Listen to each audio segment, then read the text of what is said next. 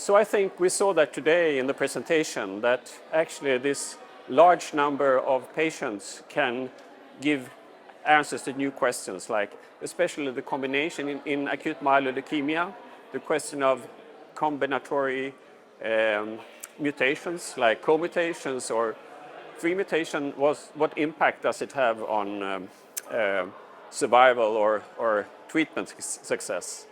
And I think that with the numbers that Harmony can give, that can really make a big change. And I think also we have seen also that it takes time to build up these kind of resources. So I think we have to be aware of that doing this, it will take time.